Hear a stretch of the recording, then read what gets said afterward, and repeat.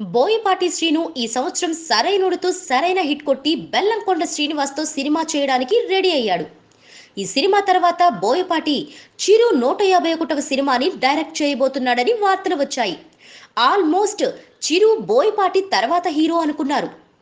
కానీ ప్రస్తుత పరిస్థితులను బట్టి చూస్తే బోయపాటి చిరు 151వ సినిమాకి దర్శకత్వం వహించడం లేదని తెలుస్తుంది. త్రివిక్రమ్ లైన్లోకి రావడంతో బోయపాటిని పక్కన పెట్టేశారట. ఇప్పటికే చిరు కోసం ఓ కథను ప్రిపేర్ చేస్తున్నాడట త్రివిక్రమ్ శ్రీనివాస్. ఎంచుకున్న కథని ప్రేక్షకుల్లో తీసుకెళ్లే చక్కని స్క్రీన్ ప్లేతో పాటుగా తనకు మాత్రమే సాధ్యమయ్యే మనసుకి తాకే మాటలతో త్రివిక్రమ్ చేసే గారడి అంతా ఇంతా కాదు. దాంతో చిరు కూడా త్రివిక్రమ్ వైపే మొగ్గు చూపినట్లు తెలుస్తుంది. ఇక ఈ సినిమాకు మెగా ప్రొడ్యూసర్ అశ్విని దత్ నిర్మిస్తారని talk. Ashwini Dutt megastar combination లో ఎన్నో అద్భుతమైన సినిమాలు వచ్చాయి. హిట్ కాంబినేషన్ అయిన వారిద్దరికీ తోడుగా త్రివిక్రమ్ కూడా కలిస్తే ఇంకేమన్నా ఉందా? రికార్డుల పంట పండినట్టే. Please subscribe.